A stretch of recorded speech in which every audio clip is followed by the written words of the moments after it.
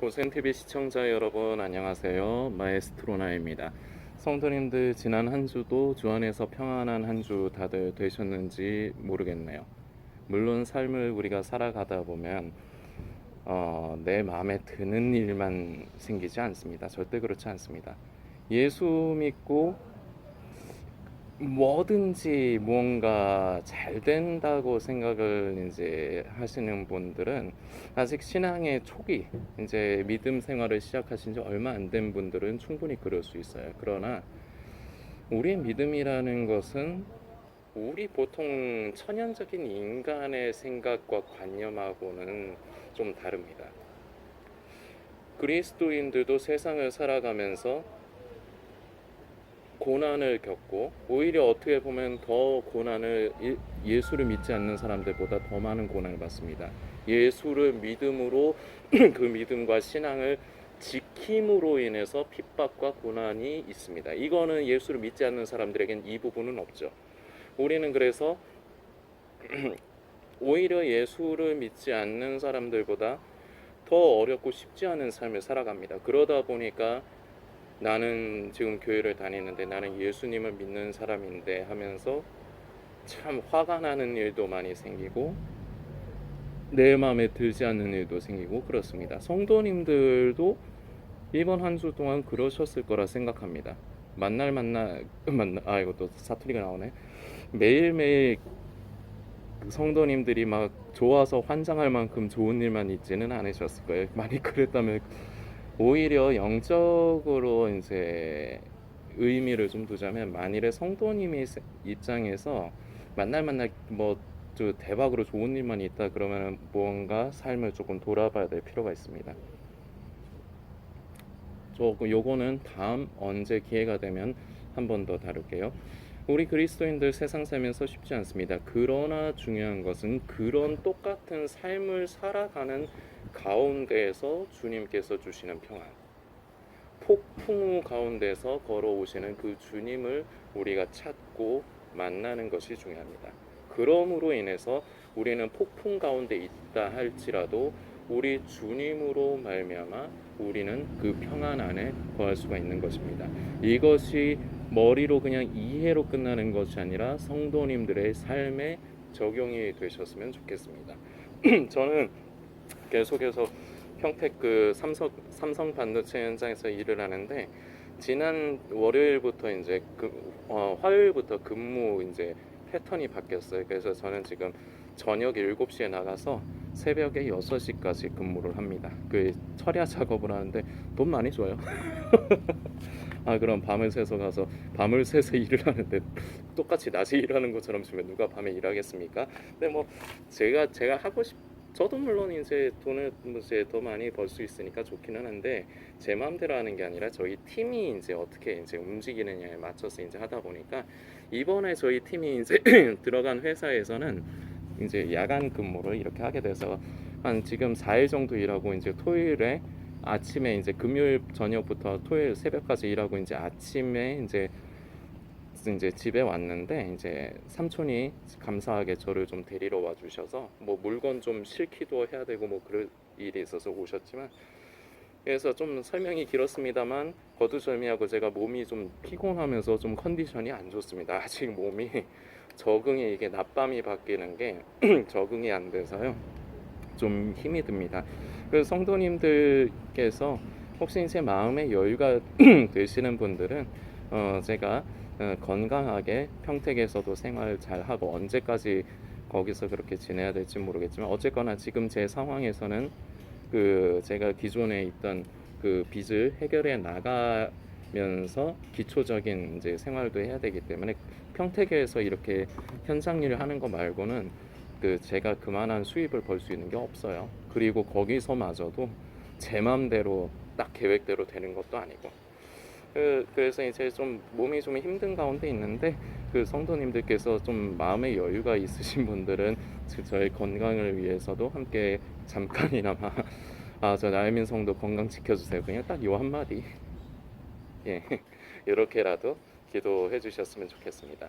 오늘 성도님들과 이제 메시지를 나누기 전에 그 일전에 그 성도님들 그 기억을 하실 겁니다. 그 여름에 그 수해를 입은 교회에 이제 두 군데를 섬겼잖아요. 그래서 그때 보고하는 영상도 올렸는데 이제 얼마 들어왔고 어떻게 썼다 이거 올렸는데 며칠 전에 그때 당시 섬겼던 그 두 교회 중에서 그 한 군데 그 목사님이 그 저에게 카톡을 보내셨어요. 저는 이제 그때 이제 일 처리를 하고 저는 카톡방을 나왔는데 그분과의 대화창에서 나왔는데 그분은 안 나오고 그냥 계속 그렇게 두고 계시는 것 같아요. 그러니까 이제 저한테 카톡을 그렇게 보내시는 거겠죠.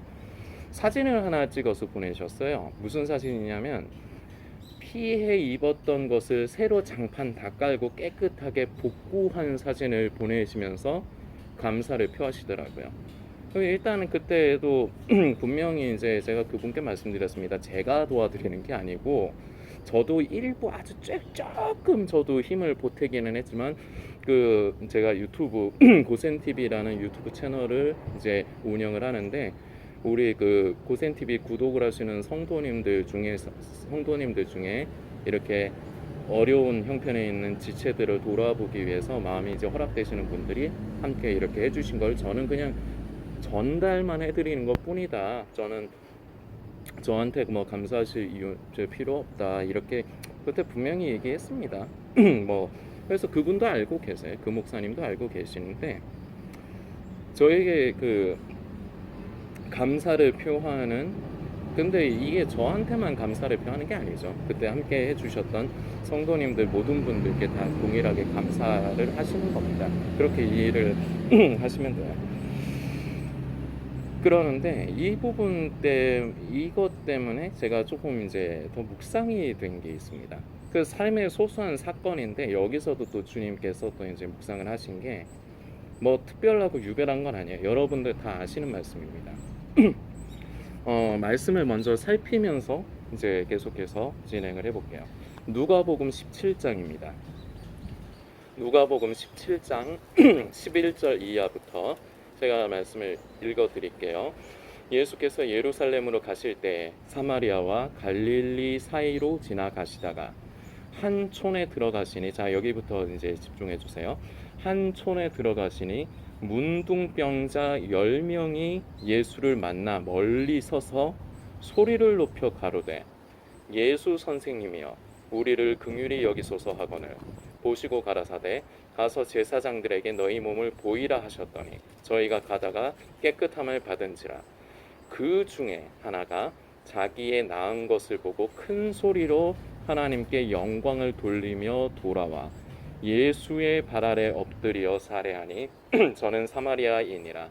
예수께서 대답하여 가라사대 10사람이 다 깨끗함을 받지 아니하였느냐? 그 9은 어디 있느냐? 이 이방인 외에는 하나님께 영광을 돌리러 돌아온 자가 없느냐 하시고 그에게 이르시되 일어나 가라 네 믿음이 너를 구원하였느니라 하시더라. 아멘. 19절까지 말씀입니다. 너무나도 뭐 유명한 말씀이기 때문에 뭐 성도님들도 이 지금 읽은 말씀에 대한 스토리는 다들 인지를 하고 계실 겁니다. 자, 조금 전에 그 말씀드렸던 이제 그 목사님이 이제 카톡으로 그 교회 이제 장판 새로 깔고 도배도 뭐 새로 하셨을 것 같아요. 뭐 비 피해 그렇게 났으니까 지하에 있는 교회니까 장판뿐만 아니라 뭐 벽지도 좀 그랬겠죠. 근데 저희가 그때 두 군데 교회 한 교회당 60만 원씩을 이제 섬기게 됐었는데 그거 가지고 그게 다 됐는지는 모르겠어요. 솔직히 제가 생각하기엔 그걸로 그게 다 되나 싶은데 아마 뭐 다른 데서도 조금 도와주셨던지 아니면 목사님이 그 자비량 하셔갖고 더 해가지고 뭐 복구를 하셨겠죠. 여튼 거기까지는 잘 모르겠는데 그때 똑같이 두 분의 목사님 두 분이 또 재밌는 게 그 함자가 똑같아요. 금순이에요. 금순 씨, 금순이 할머니들 목사님이시지만 두 분 다 공통적으로 여성이시면서 함자가 똑같이 금순이고 한 분은 최금순, 한 분은 김금순 그래요. 이게 참 우연이죠. 최금순, 김금순이 그리고 두 분 다 연세가 좀 있어요. 그런데 똑같이 이제 그런 분들에게 그리고 또 그 지역이 똑같은 광명시거든요. 경기도 광명시. 참 공통점이 많죠. 그런데 똑같은 그 상황에 있는 분들을 두 분을 똑같은 금액을 섬겼는데 한 분은 그때 이제 말씀으로 아유 뭐 감사합니다 이렇게 하고 그냥 끝. 근데 이분은 제가 지금 이분이 카톡을 이번에 보내셨다고 말씀을 드렸잖아요. 근데 이번에만 보내신 게 아니에요, 사실은. 중간중간에 뭐 명절 때도 여러분들의 연락처를 다 아셨다면, 그 섬겨주신 분들의 연락처를 다 아셨다면 아마 이분은 하나하나 연락을 보내셨을 거예요. 보면 알아요. 근데 연락처를 아는 게 저밖에 없으니까, 그래서 가운데 일 처리한 저에게 명절 잘 보내시라고 감사하다고 얼마 전에도 이렇게 보내셨는데, 저는 원래 제가 알던 분도 아니고 저는 가운데서 그냥 일 처리만 했지 뭐 더 깊은 관계를 맺을 생각도 없기 때문에 저는 그때 업무, 제 입장에서는 업무라고 느껴져요. 그 이렇게 제 수혜 헌금 보내드린 거. 그래서 그거 하고 저는 카톡방을 그때 바로 나왔단 말이죠. 근데 뜬금없이 카톡이 오니까 보니까 감사하다는 말씀을 이렇게 해주시는 거를 이번에 그 사진 보내신 것까지 해갖고 한 3번, 2번 그렇게를 더 받은 것 같아요. 그 인사하시는 거를. 근데 이제 여기서 이제 제가 이제 말씀이 오늘 살펴본 누가복음 17장의 그 본문 말씀이 제가 묵상이 되는 겁니다. 똑같은 상황에서, 그것도 같은 지역에서 두 분이 다 목회자라는 공통점도 있고 연세가 있다는 공통점도 있고 여성이시라는 공통점도 다 비슷한 분인데 한 분은 그 뒤로 연락이 없어요. 자, 이거 말씀드리기 전에 먼저 한 가지 여러분들께서 정확하게 좀 이해해 주셨으면 좋겠습니다. 저는 인사받지를 못해서 서운한 게 아니에요. 그건 관심이 없어요, 저는. 솔직히 까놓고 얘기해서 그분이랑 저랑 뭔 상관입니까? 그 목사님이랑 저랑 원래 알던 사람도 아니고 어떻게 생겼는지는 알아요. 카톡 사진에 보니까 있어가지고 어떻게 생기신지는 알겠는데 그분은 저 어떻게 생겼는지 모르시거든요. 그렇다고 제가 뭐 이렇게 도와드리니까 고센TV 뭐 구독하셔라 뭐 그러는 사람도 아니고 그런 거 애초에 관심도 없는 사람이고. 그런데 한 분은 그때 당시로 그냥 끝. 근데 또 한 분은 지금 말씀드린 분은 그것을 잊지 않고 저한테 그 여러분한테도 감사하는 겁니다. 그리고 오해하지 말아주세요. 제가 인사를 못 받아서 지금 뭔가 심사가 뒤틀려서 이 목사님을 까기 위해서 그러는 게 아니에요. 여기서 말씀을 묵상을 해야 돼요. 근데 그 말씀이 예로 이 목사님들의 얘기를 하는 것 뿐이에요. 왜 똑같은 상황인데 왜 한 사람은 이렇고 한 사람은 이렇습니까? 자, 이것을 가지고 성도님들께서 묵상하셔야 되겠습니다.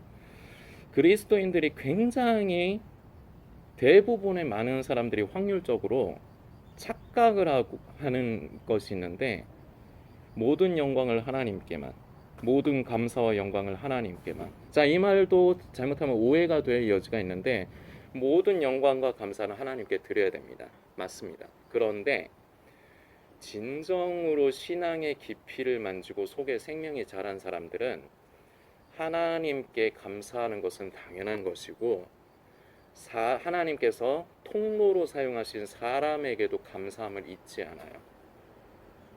이게 신앙의 연륜과 깊이를 만지고 그것이 익숙해진 사람과 그냥 신앙의 아직까지 진수를 못 만지고 겉핥기로만 아는 사람들의 차이예요. 그 아주 좋은 예가 바로 오늘의 본문입니다. 10명의 문둥병자가 있습니다. 자, 그런데 특징이 있습니다. 처음의 말씀을 다시 살펴볼게요. 한 촌에 들어가시니 문둥병자 10명이 예수를 만나서 멀리 서서 소리를 높여 가로되. 자, 예수님을 뭐라고 하느냐? 소리를 높여 가로되 예수 선생님이에요.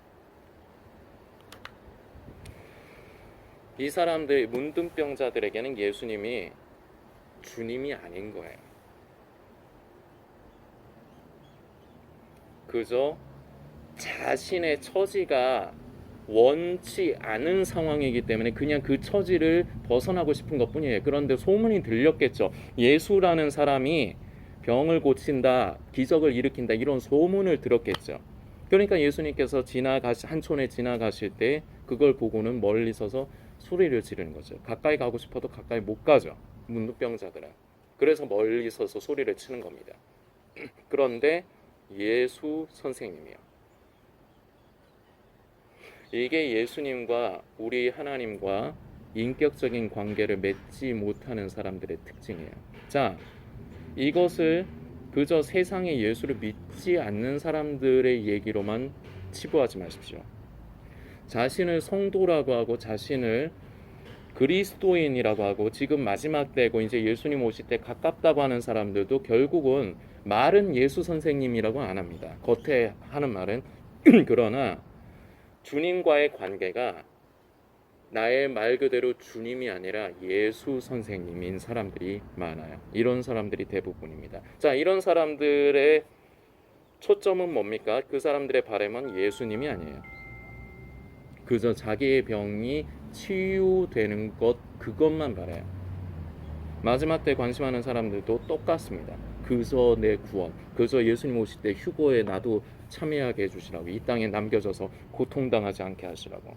이 10명의 문둥병자들하고 똑같은 거예요. 그래서 예수님을 주님으로, 하나님을 아버지로서 이 인격적인 관계가 형성이 된 것이 아니라 예수 선생님의 관계로만 있기 때문에 그저 내 입장에서 나한테 필요한 것만 채워주는 존재로 여겨버리는 겁니다. 그러니까 답이 예수 선생님이요 이런 식으로 나와버리는 거예요. 자, 그런데 대부분의 사람, 계속 이제 말씀을 다시 읽어보겠습니다. 보시고 가라사대 가서 제사장들에게 너희 몸을 보이라 하셨더니 저희가 가다가 깨끗함을 받은지라. 대부분 다 10명이 구했습니다. 그래서 10명에게 구하는 걸 예수님이 주셨습니다. 그런데 여기부터가 중요하죠. 15절부터가 중요합니다.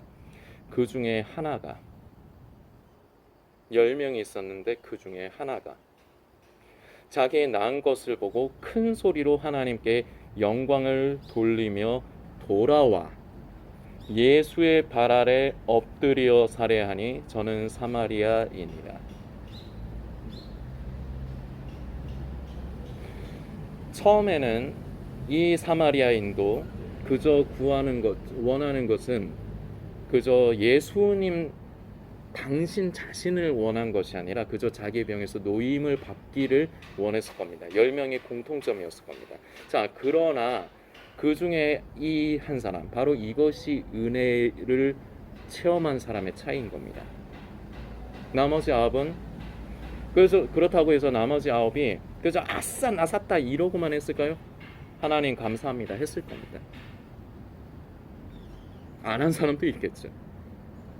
뭐 제가 그때 당시 그 상황에 있었던 게 아니니까, 여러분이나 제가 있었던 게 아니니까. 그러나 그 중에 한 사람만이 예수님 앞에 돌아와 그 아래 살해하며 엎드렸습니다. 예수님과의 관계가 형성이 되기 시작한 거예요. 처음에는 예수 선생님이었습니다. 그러나 이 사마리아인은 병에서 노임을 받은 자기가 원하던 소원 자체보다 그 소원을 이루게 하신, 나를 치유해 주시고 나를 살려 주시는 예수님이 누구신가를 관심하기 시작을 한 겁니다.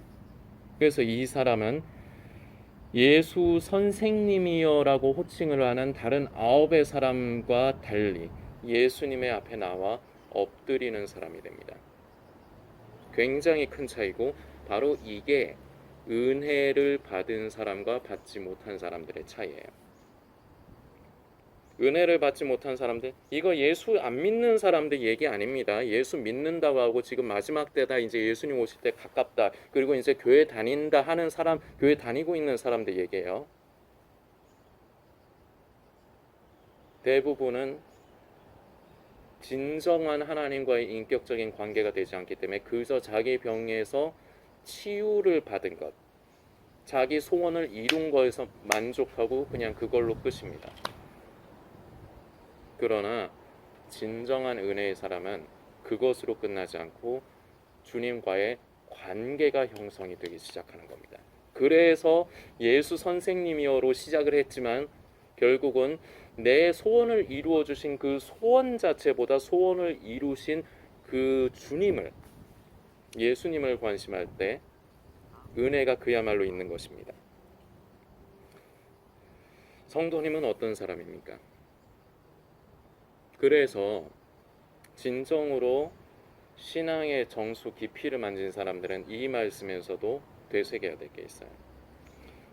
감사와 영광은 하나님께 돌리는 것이 맞습니다. 그러나 하나님께서 도구로서, 통로로서 사용하시는 그 사람에게도 감사할 줄 알아야 돼요. 굉장히 신앙의 진수를 못 만지고 우리의 믿음과 신앙의 절정을 모르고 겉핥기만 알기 때문에 그저 나는 하나님께만 영광을 돌릴 테야.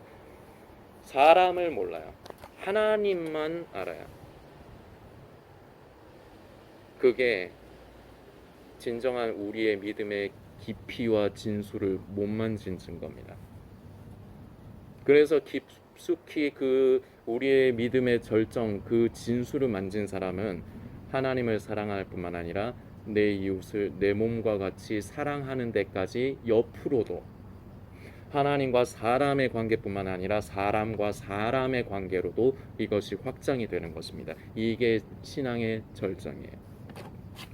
근데 대부분 이게 안 돼요. 대부분 내 믿음 하나님과 나와의 1대1의 관계, 하나님과 나의 1대1의 관계도 중요합니다. 그러나 그것만 안다는 것 자체가, 다시 표현을 하면 말씀드리지만, 그게 아직 신앙이 제대로 된 신앙, 우리 믿음의 진수를 모르는 거예요. 못 만진 거예요. 겉핥기의 신앙인 거예요. 지금 영상을 보시는 성도님은 어떤 사람입니까? 하나님께 감사할 줄 알고 하나님께 영광을 돌릴 줄 아는데, 하나님께서 사용하여 통로로 쓰신 사람에게 감사함을 표현하고 있습니까? 여기에까지 성도님들의 믿음이 성장하고 그 속의 생명이 깊어지시기를 소망합니다. 이게 진정으로 하나님의 모습을 닮아가고 하나님의 성품을 입어가며 변화되는 진정한 그리스도인 성도에게 나타나는 특징 중에 하나예요. 하나님과 나만의 관계만을 생각하고 그것만 바라본다. 아직 멀은 겁니다. 그리고 자기만의 착각에 빠져 있는 겁니다. 다시금 질문 드립니다. 지금 영상을 보시는 성도님은 어떤 사람이십니까? 이 메시지를 들으시는데 혹시라도 양심에 뜨끔하십니까? 양심이 뜨끔했다는 건 굉장히 좋은 겁니다. 하나님께서 그 양심을 양심을 보존시켜 주시고 들을 수 있는 귀를 주셨다는 증거가 되기 때문입니다. 그동안 잘못하셨습니까? 성령님의 도우심으로 이제는 변화를 삼으십시오. 이런 부분에서도 변화되어 가십시오. 물론 아까 그 수해 입은 교회 중에 한 교회 목사님, 연락 안 하신 목사님, 제가 그분이 저한테 인사 안 했다고, 여러분들에게 인사 안 했다고 제가 서운한 거, 다시 말씀드리지만 서운한 것도 없고 솔직히 관심도 없습니다. 솔직히 말씀드릴게요. 관심 없습니다. 본 적도 없으니까요. 그러나 마치 이 10명의 문둥병자 중에 단 한 명, 사마리아인처럼 한 목사님은 분명히 하나님께 감사했을 것입니다. 저하고 카톡으로 대화를 했을 때도 그러셨거든요. 그리고 목사님이니까 설마 하나님께 감사하지 않았겠습니까? 그런데 거기로 끝나시지 않더라고요. 이 두 분의 목사님 중에 성도님은 어떤 쪽에 더 닮아 계십니까? 이것으로서도 우리 속의 생명의 기품의 그 차이를 만지시고 여기에까지 우리는 생명이 자라가야 됩니다. 성도님들께서 더 많이 묵상해 주시길 부탁드리겠습니다.